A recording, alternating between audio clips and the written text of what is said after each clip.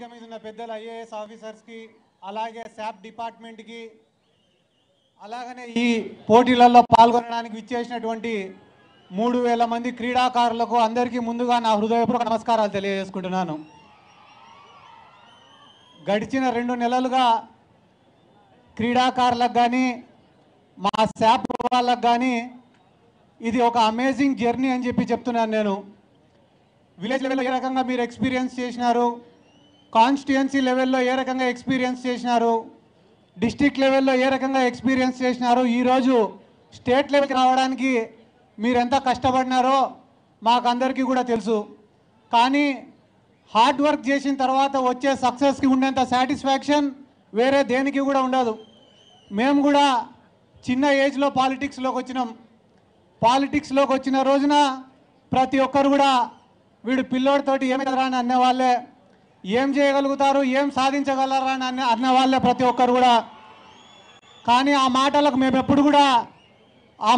మేము ఎప్పుడు కూడా కృంగిపోలేదు. గడిచిన 10 సంవత్సరాలుగా ఇదే పాలిటిక్స్లోనే ఉన్నాం. చాలా కష్టపడినాం, ఎన్నో పోరాటాలు చేసినాం, ఉద్యమాలు చేసినాం, ర్యాలీలు చేసినాం, ధర్నాలు చేసినాం, ప్రజల తరఫున పోరాడినాం, ప్రజల కష్టాలపైన పోరాడినాం. ఆఫ్టర్ 10 years ఆఫ్ స్ట్రగుల్ ఈరోజు నేను కూడా ఒక శాప్ చైర్మన్ అయినా. అంటే హార్డ్ వర్క్ చేసిన తర్వాత వచ్చిన సక్సెస్కి సాటిస్ఫాక్షన్ చాలా ఎక్కువగా ఉంటుంది.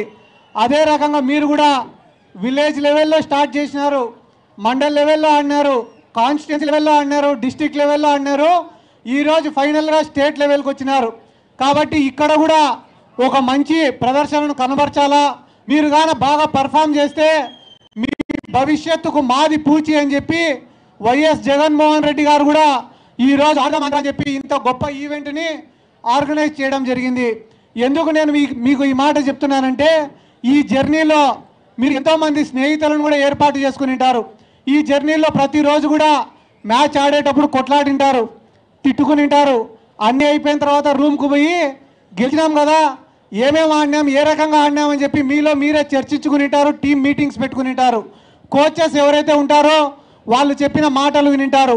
ఈరోజు అన్నీ అయిపోయిన తర్వాత 3000 మంది క్రీడాకారులు ఇక్కడ ఉన్నారంటే మీరు ఇంటికి పోయే టైంకి ఒక 100 మందిని స్నేహితులను చేసుకుని ఉంటారు. కాబట్టి ఇంత గొప్ప కార్యక్రమాన్ని ఆర్గనైజ్ చేసినటువంటి జగన్మోహన్ రెడ్డి గారిని మీరందరూ కూడా గుర్తుపెట్టుకోవాల్సినటువంటి అవసరం ఉంది.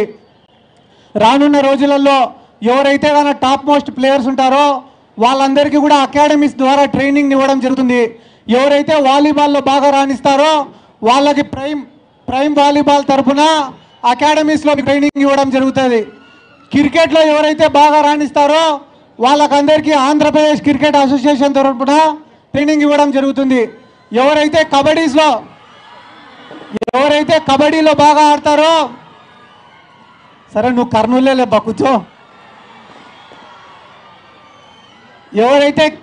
ఎవరైతే కబడ్డీలో బాగా ఆడతారో వాళ్ళకి ప్రో కబడ్డీ లీగ్ ద్వారా ట్రైనింగ్ ఇవ్వడం జరుగుతుంది.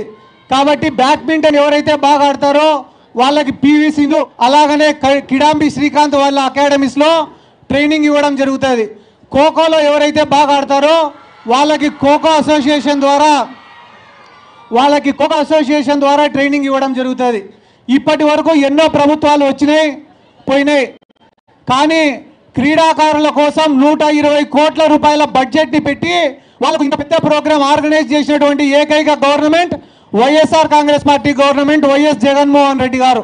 అంతేకాదు ఎవరైతే ఇంటర్నేషనల్ ప్లేయర్స్ ఉన్నారో వాళ్ళకు జాబ్స్ ఇప్పించింది వైఎస్ జగన్మోహన్ రెడ్డి గారు.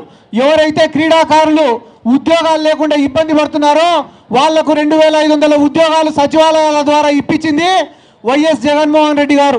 ఎవరైతే పేద క్రీడాకారులు ఇంటర్నేషనల్ లెవెల్లో ఆడలేకపోతున్నారో వాళ్లకు ఫైనాన్షియల్ అసిస్టెన్స్ అందించింది వైఎస్ జగన్మోహన్ రెడ్డి గారు.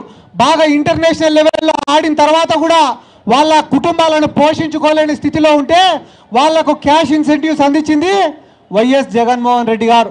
ఈరోజు రాష్ట్రంలో పేదవాళ్ళను, మహిళలను, విద్యార్థులను ఎవరికైతే వైద్యం అందలేదో వాళ్ళకు వైద్యం అందించడంలో కానీ ఎట్లయితే విప్లవాత్మక మార్పులు తీసుకొని వచ్చినారో అదే రకంగా క్రీడాకారులను కూడా ప్రోత్సహించాలనే ఒక ఉద్దేశంతో ఈరోజు ఆడుదాం ఆంధ్ర అనే ప్రోగ్రామ్ని ఆర్గనైజ్ చేసింది కూడా వైఎస్ జగన్మోహన్ రెడ్డి గారు. మేము కూడా ఎన్నో చేసినాం.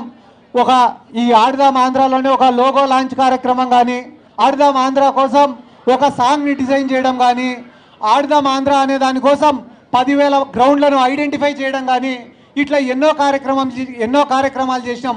గడిచిన 2 monthsలో ఇంత కార్యక్రమాన్ని ఆర్గనైజ్ చేయాలంటే ఎంతోమంది సహకారం మాకు కావాలా.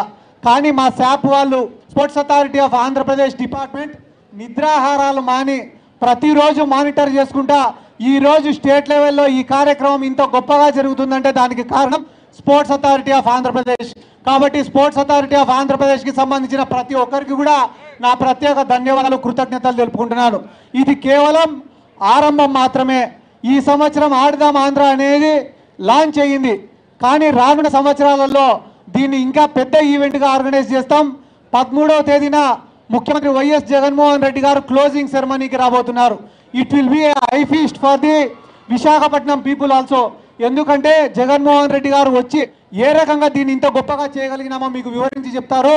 రానున్న రోజులలో ఆడదాం ఆంధ్ర అనేది మన జీవితాలలో భాగం కాబోతుంది. ప్రతి సంవత్సరం ఇదే పీరియడ్లో ఇంకా గొప్పగా ఈ ఆడదాం ఆంధ్రాని ఆర్గనైజ్ చేస్తామని చెప్పి ఈ సందర్భంగా నేను తెలియజేసుకుంటూ I wish everyone all the very best. మీ కుటుంబానికి మంచి పేరు తేవాలా, మీ సమాజానికి మంచి పేరు తేవాలా, మీ ఊరికి మంచి పేరు తేవాలా, మీరు ఇంకా ఎత్తుకు ఎదగాలని చెప్పి మనస్ఫూర్తిగా కోరుకుంటూ I wish you all the very best. Thank you. Thank you so much sir. తర్వాత